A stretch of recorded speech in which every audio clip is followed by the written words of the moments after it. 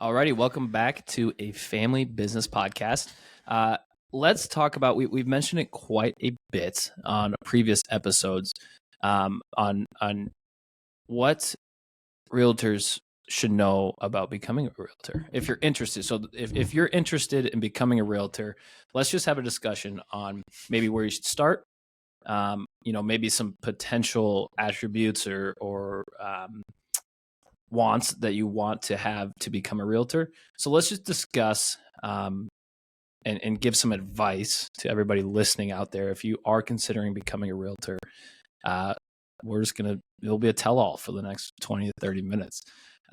So maybe give one thing, like if you wish that you knew when you started in the industry, what do you wish that you would have done potentially maybe different?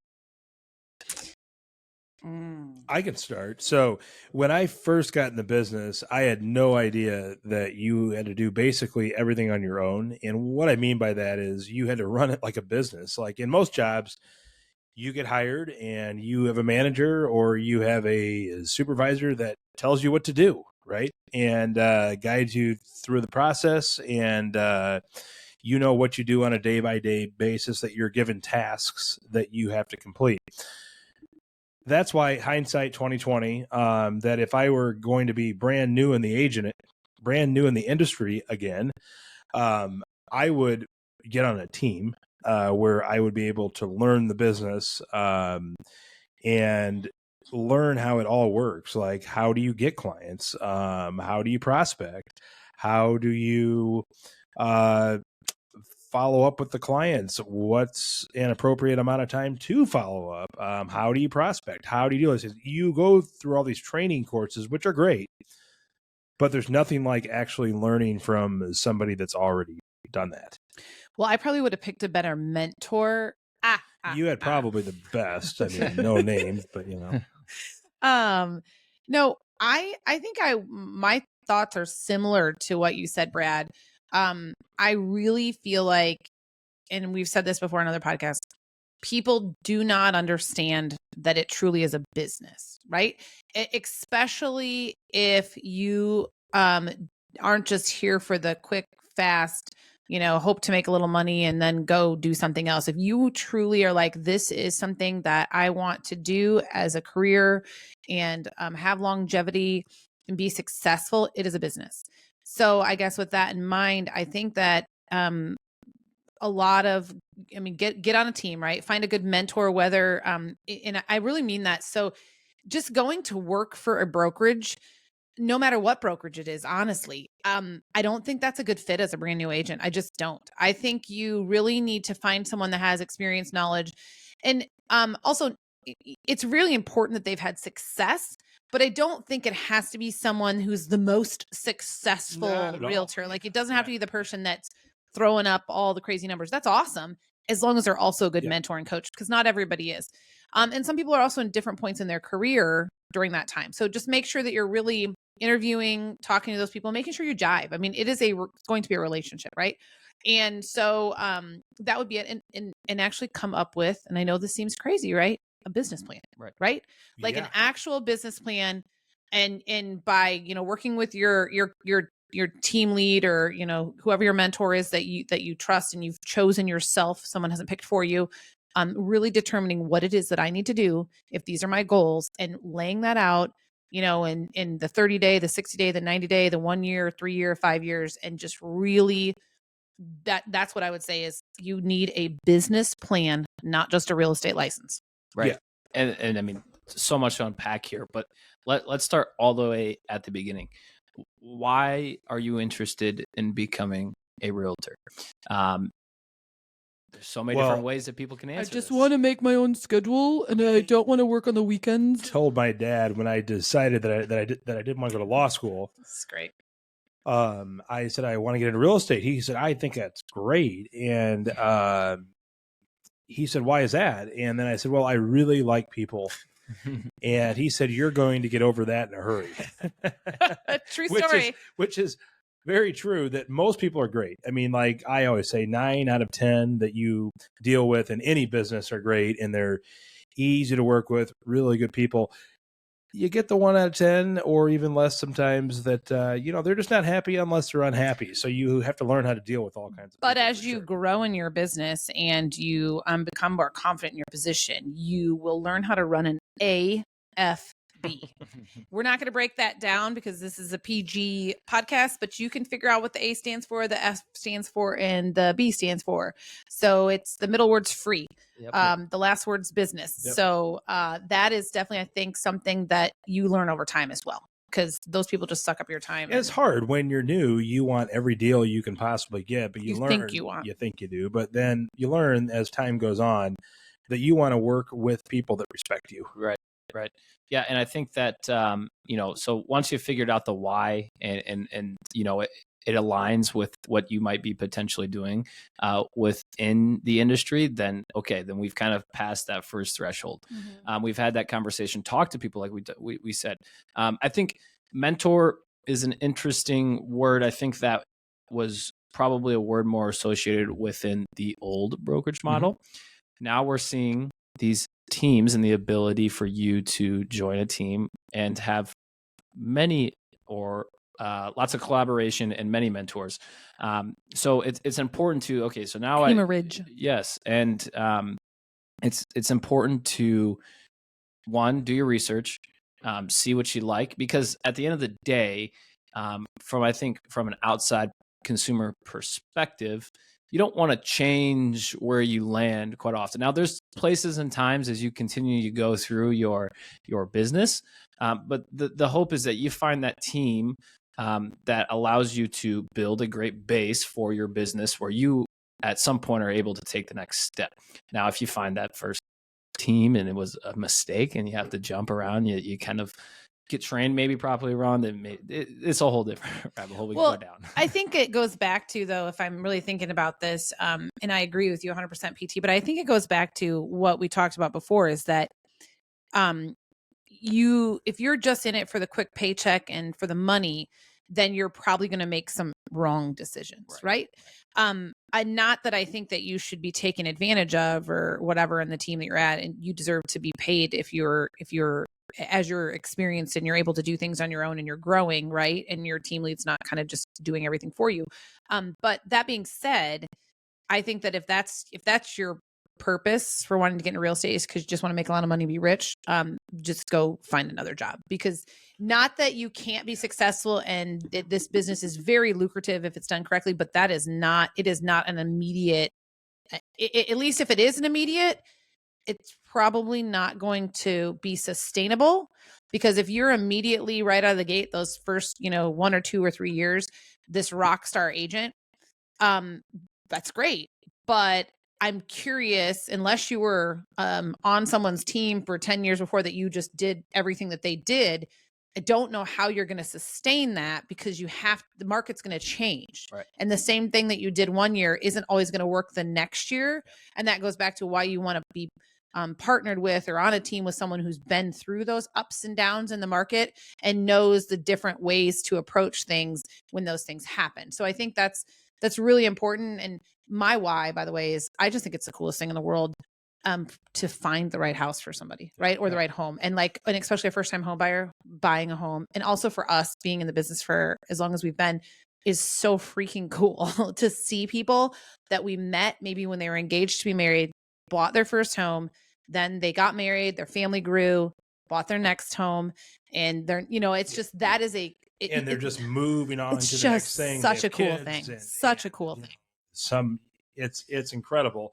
And I really think going back to that is what you had said about, I don't know, not even a minute ago, how you have to take care of people. Like, it can't be about the paycheck. Right. And you build it over time, that you build trust. I mean, this is the biggest purchase of anybody's life, right? And maybe there's some people that buy a jet. I don't know. But the majority. For everybody but the 1%ers, right? This is going to be the biggest purchase of their entire life. So you want to treat it like that. I mean, this is the most important financial decision that most people are going to make. And remember that when you are selling them the home, that you hope that they are going to call you when they sell the home. So the way that happens is you take care of them when they buy the home, and you follow up with them afterwards and make sure that they know that you care still, that you really do. Most agents really do care, but they just don't follow up. Which the key to that, and I'm sure this is where you're going next, PT, which the key to that is just knowledge, is constantly expanding your knowledge of the market, the newest and greatest trends that can help your clients, both buyers and sellers, and help your business to function better. That is the biggest thing, because that's how you get trust and you get repeat clients, right? Yeah. But if you don't do that, then what? Well, exactly. And I think just what Brad said about, wanting to help people, one, is a huge attribute. I think what makes somebody a great person, especially if we're dealing with this type of transaction. But also, I think that you have to love the community that you're in. Yeah. You have to understand. Really believe in it. Correct, yeah. Exactly. And understand that every person that you help make a purchase is bettering your community. And you're opening doors for a lot of people that might not be able, you're helping find solutions for people. So if you have that drive to help and you love the community where you're at, then you're on, your head's probably in the right space. And then we talk about, so your foot's in the door, maybe you found your right team. Now, how do you learn and grow and develop your skills? Well, hopefully with that team that you chose, there's opportunities to educate. You jive really well with the team members and your team lead. So it then branches out to, okay, you're going to kind of maybe find your avenue of what you're kind of liking to work with, or maybe have a better feel for that specific avenue.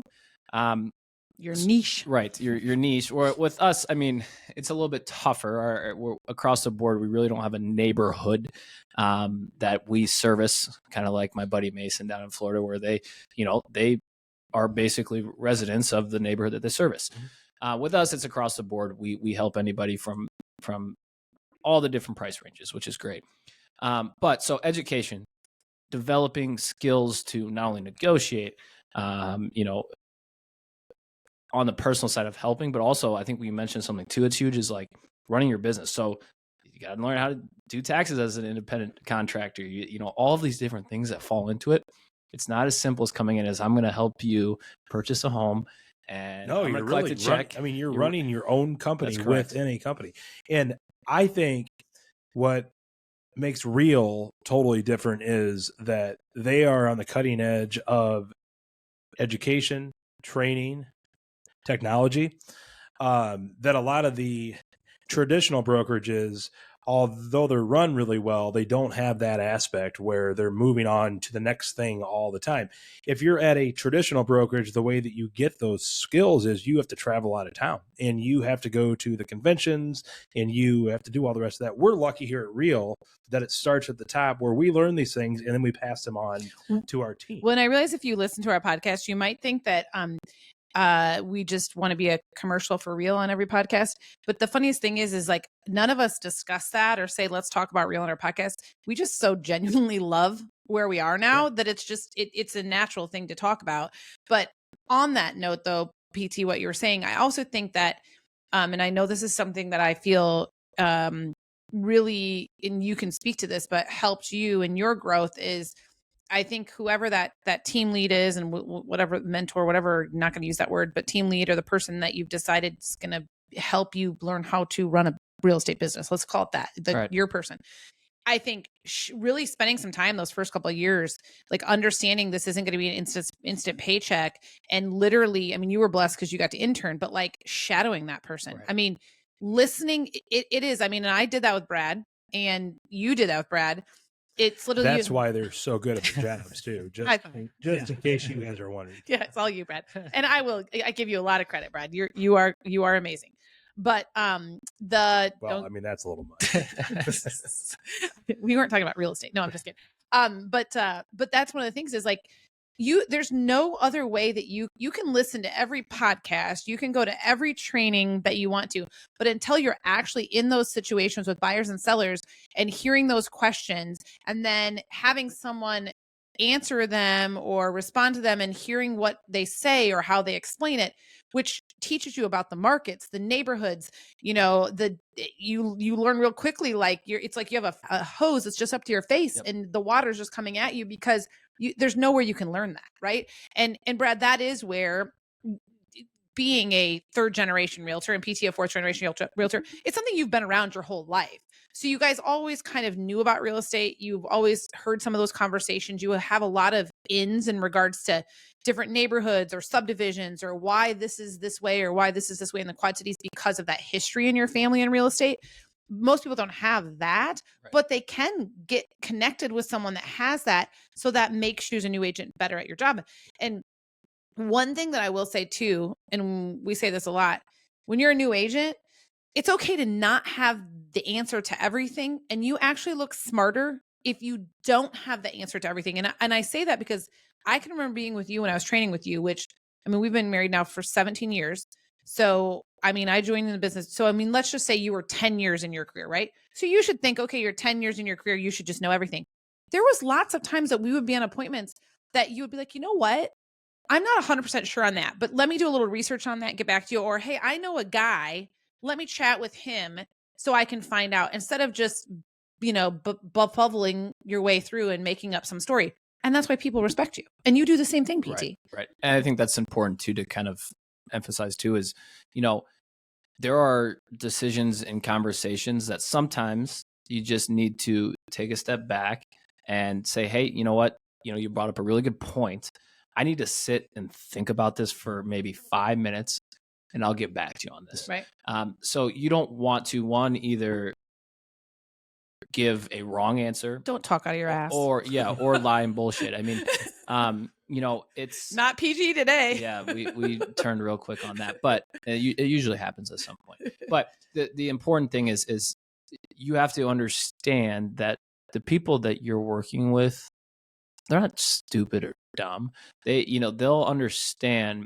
It's so important to just take a step back, take a deep breath, and say, you know what, I appreciate your opinion.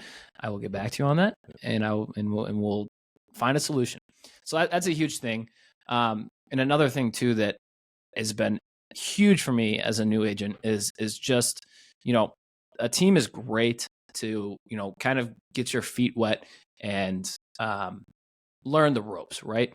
But when you get to that point where you just need to go and do it, go and fail. Go fail. You're going to fail. You're going to fail 25 years in, 17 years in, 3 years in. That's the only way that you learn. And it's so important that if you do something wrong, I promise you won't do it again.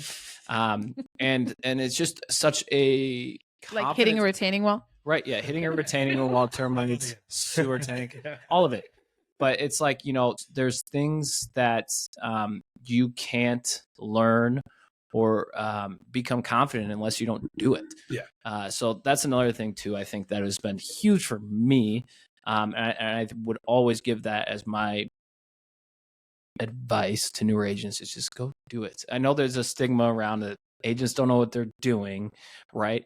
But, and that's another thing too. I think with our industry is we need to, I know it's tough. It's like, there's some things that you can't really let slide and it annoys all of us, but you just go do it. And then if you do mess up, you won't do it again.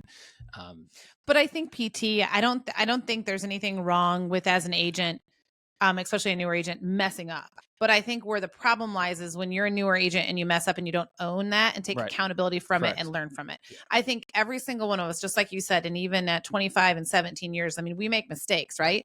But the only way that we grow from it, yes, you do. No, I'm sorry. You're a big ball of perfection, but that's for another podcast.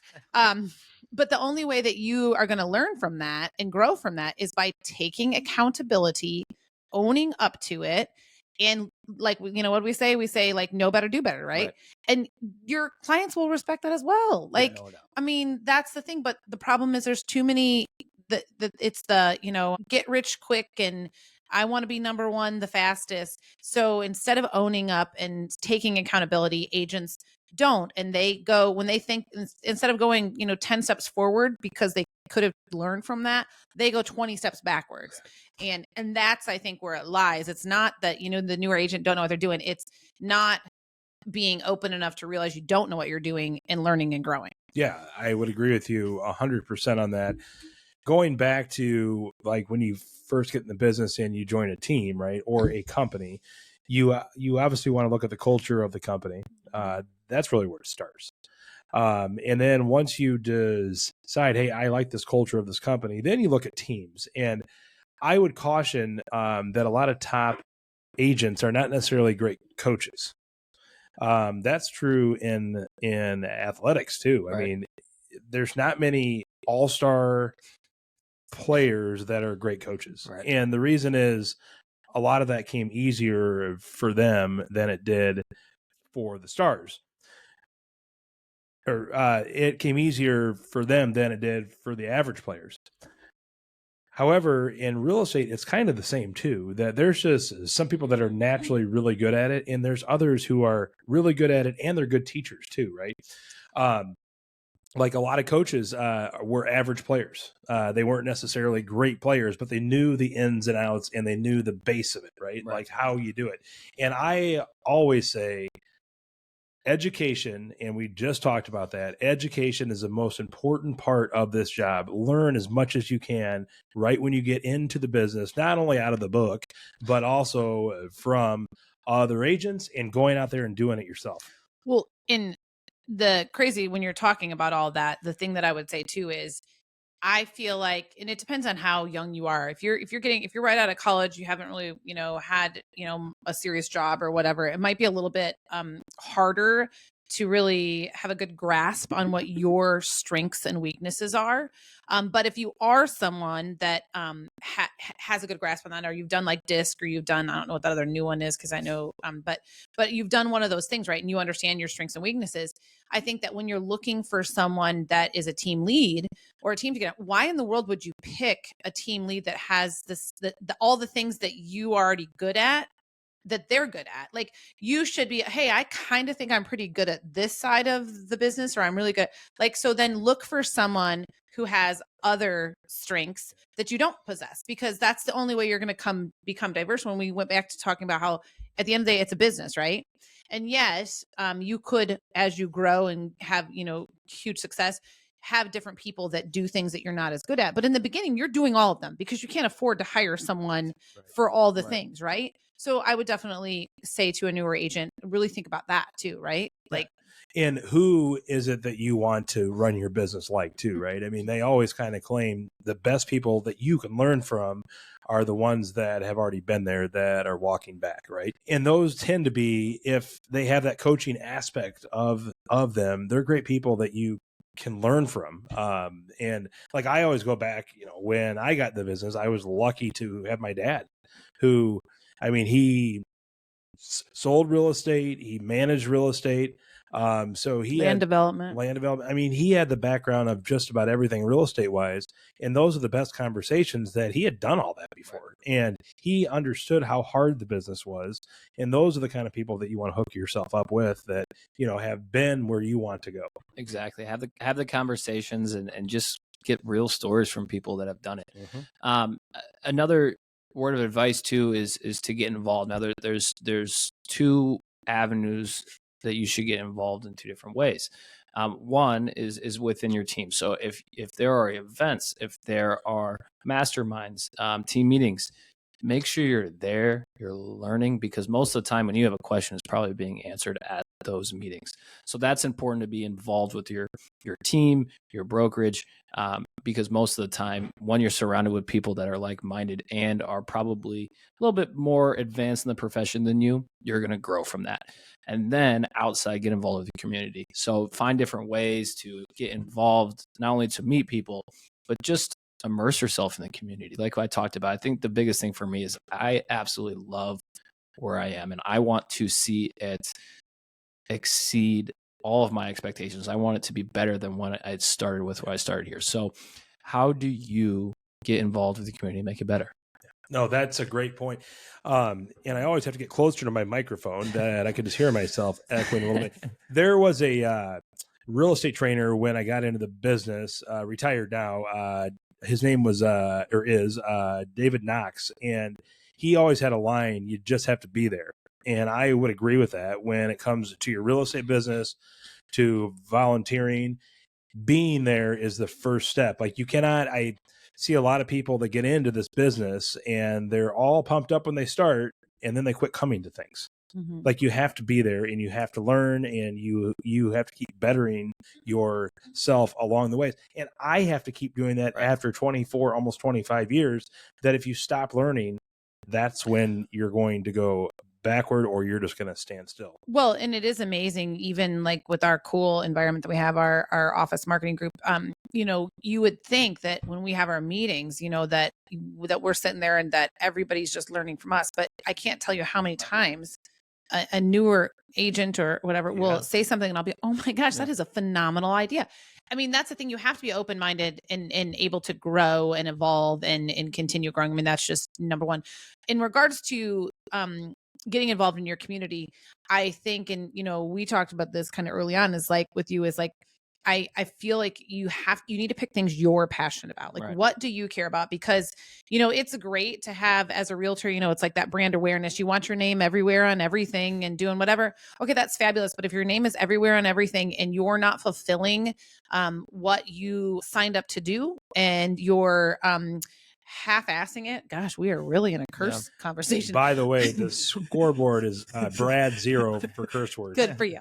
I'll go to confession. But anyway, so then you're just getting a bad rap, right? There are people in our community, and I in my brain I could just think of a few of them right now. Like, they get on boards, they volunteer at things just because they want their name to be known there, but people do not have a positive opinion of them because they know that the only reason why they're signed up for that is just for the name awareness. So that's actually, the negative effect. So pick something you're passionate about and really just go all in on it. And also, don't do things just because you want your name and brand awareness. Do things again because you're passionate about it, and the rest will just come. So I think that's very important. I agree 100% with that. Thank you, Brad. And there's a million different things you can do. So most of the time, if you're passionate about it and you put your time and effort into it, it's going to be as worth as being a part of the biggest board or the biggest marketing that you could get from it. Yep. The more that you put out, it will all come in tenfold back to you. So put out in your community, be involved. Well, it's easier too for you, right? Like, if you love the organization you're volunteering with, it's easier because you want to be to do that, right? You want to do that. Yeah. Right. Just like your business. The one thing I don't think we touched on yet, is that, I really think too, the other thing is agents. And we had this conversation with, an agent that we talked to a little while ago, that is considering getting into a real estate career, and, a younger agent. And she, was, just wondering about the time commitment, right? Can you do real estate part-time? Yes. Should you do real estate part-time? No. Not if you actually want to be successful and build a career out of it. If you just want a couple extra paychecks for some vacations, you might get lucky and that might work for you, if you have the right environment to do that. But really, you should do it full time. And when I say full time, I mean, that's a misnomer for people. Is like, oh, well, and that's what I was gonna say, is like, you have to have the support of your family. If you're younger and you're dating, whoever you're dating has to understand what you're getting into. If this is something that you want to do, it's no different. Like somebody who wants to go to medical school, right? That is a huge time commitment. And if you're in a relationship, that person has to know that that's what's going on. Well, if you're opening a restaurant, that's a huge time commitment, right? If whatever, a whole number of things. So you need to have that support on the other side, understanding that is a time commitment. It is going to mean some nights, some weekends. It's going to mean that it might, weasel its way into your date night.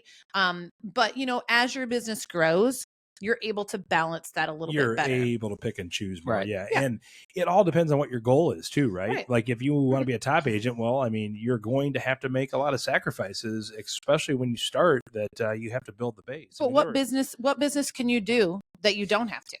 You're 100% right about that. I mean, every business that I can think of, the best top performers at one time had to give up basically everything to make themselves the top in their field. Even like a restaurant. Let's say you're a really, really good restaurant, but you're only open 3 days a week.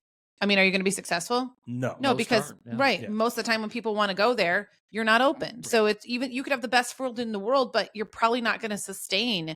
So same thing. I mean, I think that's something that agents, if you're thinking about considering a real estate career, is that you have to really think about the time commitment. Can I do this and understand that for the first few years at least, it's going to be more than a regular job for 40 hours a week. PT. What do you Right. think about that? 9 to Yeah, 5, it's you true. know? Yeah. You can't, there'll be some Saturdays you can't just sit on the couch and open a beer and watch a football game. It just is what it is. But I think this is a really good starting conversation. So if you're out there, you're considering becoming a realtor, or have questions and want to just have a conversation, our social media direct messaging is open. Reach out. We'd love to take the time and just walk you through and have a conversation on, what it really is like, because we feel like that's a benefit to understand what you're getting into. And I hope that you do the research to make sure that is the case. But we're always here. And I would agree with you, PT. That's a great statement right there. And real estate is really a great career. Right. It is. It is. No It doubt. is. Yes. Ups and downs, all of it. At the end of the day, I wouldn't choose anything else. It's a life. That's peace out.